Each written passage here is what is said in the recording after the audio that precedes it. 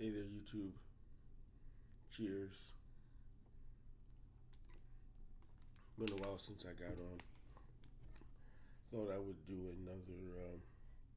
Let's go for a spin. It's been so long since I've done one. I haven't been really listening to music as much as I would like to these last few weeks, but I have been listening to some music, and so I gathered up the stuff that uh, I've listened to over, I don't know, maybe the past 2 or 3 weeks.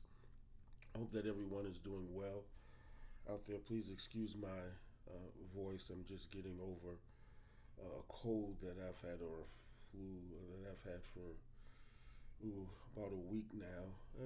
I'm better. Just have the runny nose again. So today I took some more Dayquil, but let me not bore you with my troubles. Um, so let's get started. And again, this is the music that I've been listening to. I'd say over the past 3 weeks, probably, and so this will probably be a two-parter.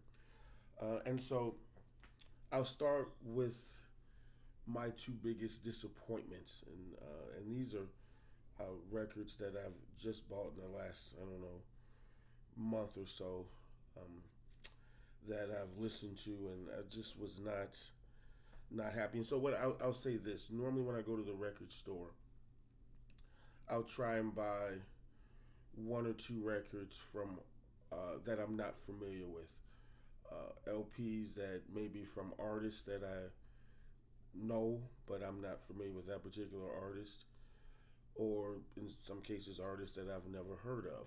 I really do enjoy um, doing that. And normally, it comes out okay. I'll pick something and I will at least like it. But these first two, not so much.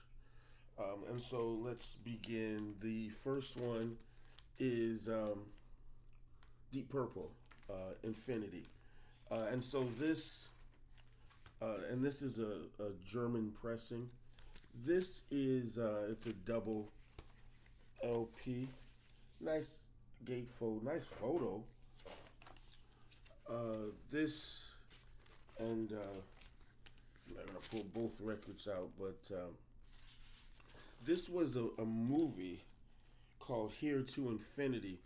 The DVD was supposed to come with this album. I didn't get one in mine. I bought this used, but I'm a big Deep Purple fan. I do really appreciate their music.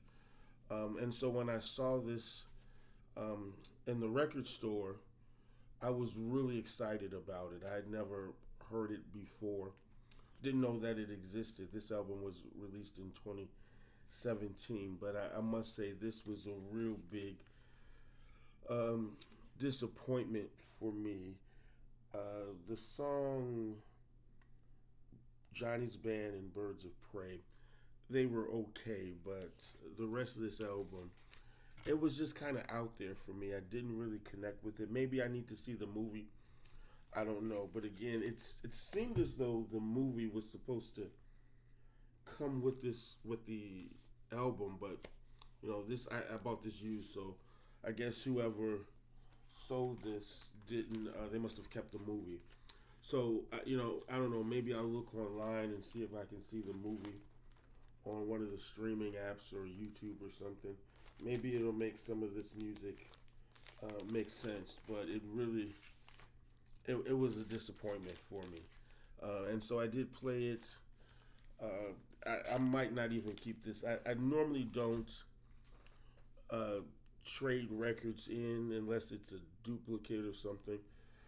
But I might actually trade that one back in. I don't know. Maybe I'll wait to see the movie first. I'm a big Deep Purple fan. That one was a big disappointment for me. The second one, that was a blind buy that I got earlier this year. And I got it. It's jazz, and I like these artists, Roy Hargrove and Mulgrew Miller. And I'm not. This is a nice gatefold double album. I'm not gonna try and get this out of this plastic case. I need to get some more of the thicker covers for these thicker records. This is a 2017.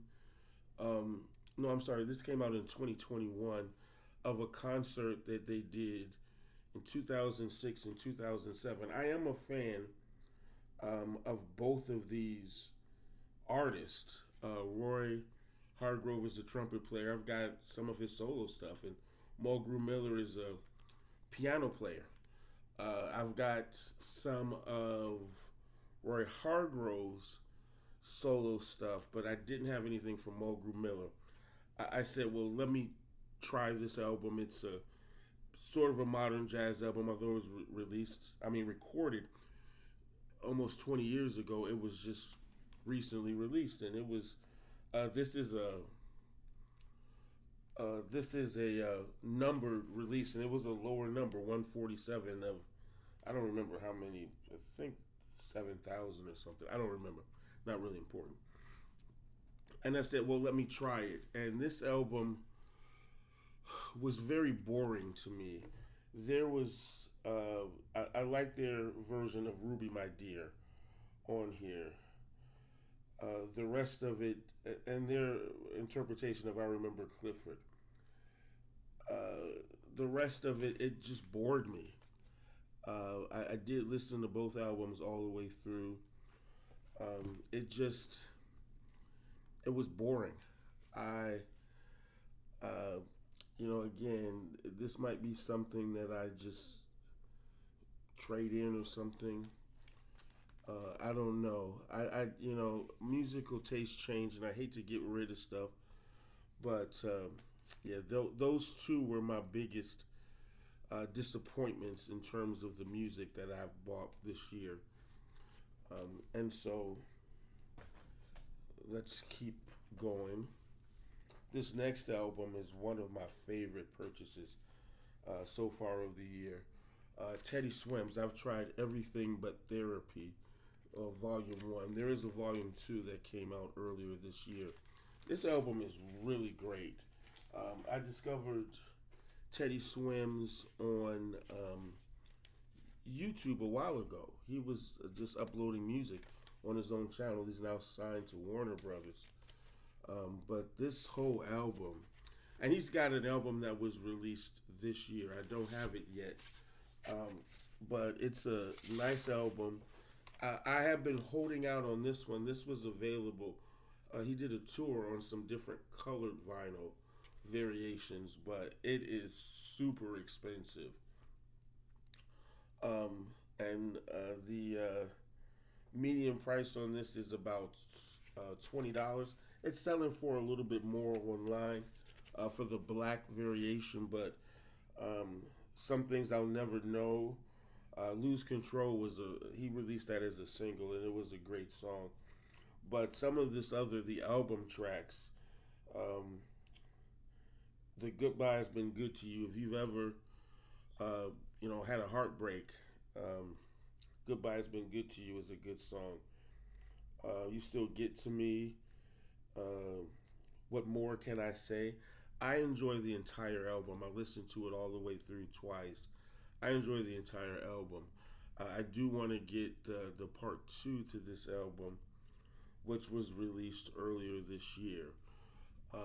There's another song by him online, Growing Old is Getting Old, or Getting Old is Growing Old, something like that. It's a short song, but I really enjoy it.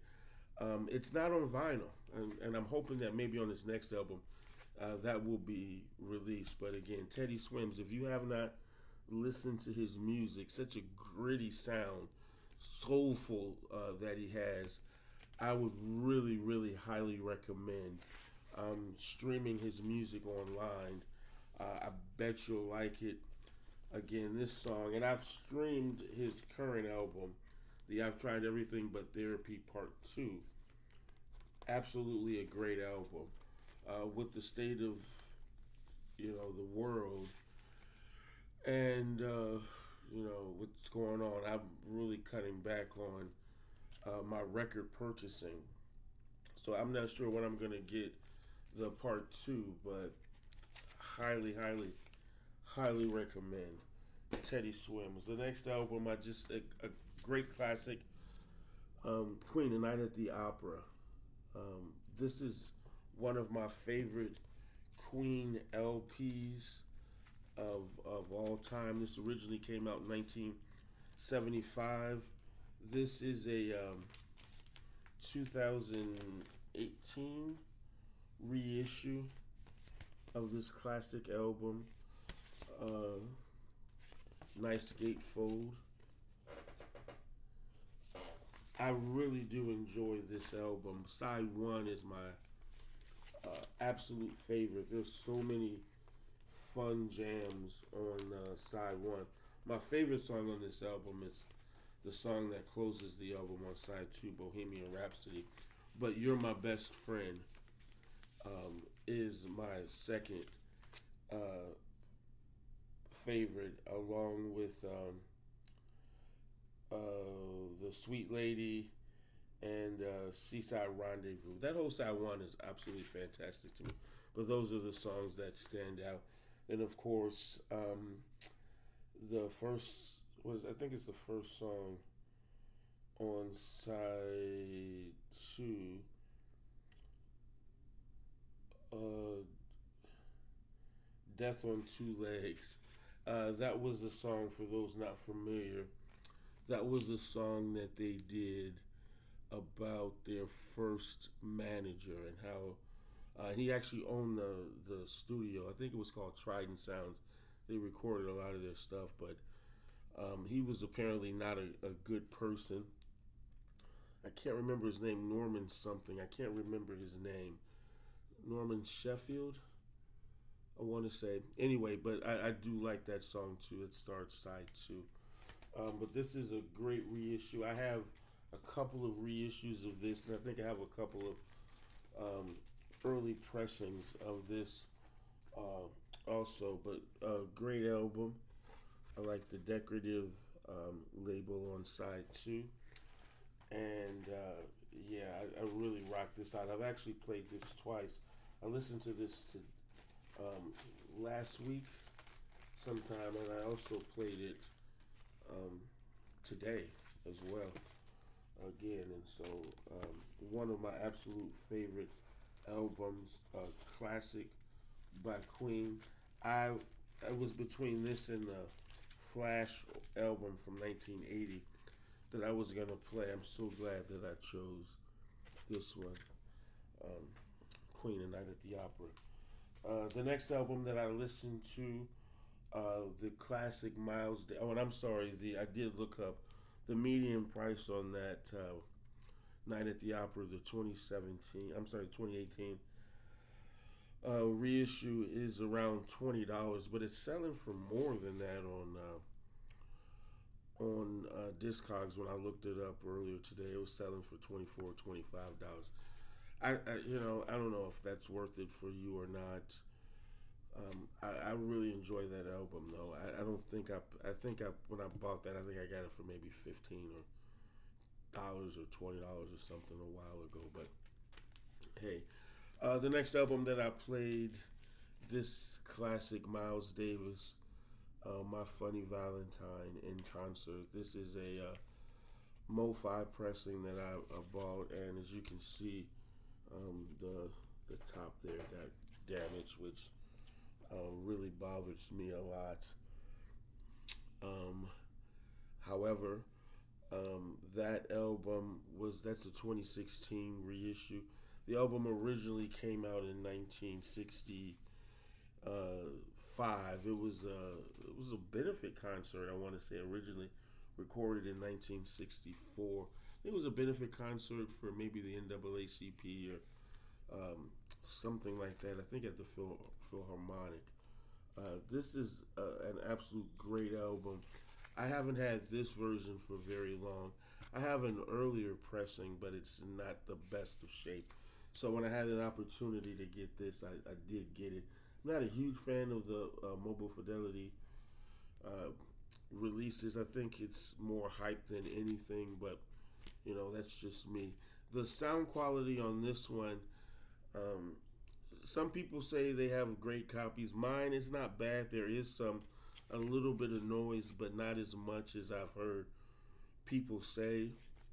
I guess it just depends on the pressing that you have and the equipment that you're playing it on. But this is a really classic album that I believe is one of Miles Davis's um, best records, in my opinion. That that plain MoFi label. Some are white, some are black. This one is black. But I really did enjoy playing this album. I played it a couple of times. Actually, I played it um, last week, and I want to say like the week before because I kept it out. I said I was going to do one of these videos because it had been so long. So I started keeping records out and close where I could see them, so that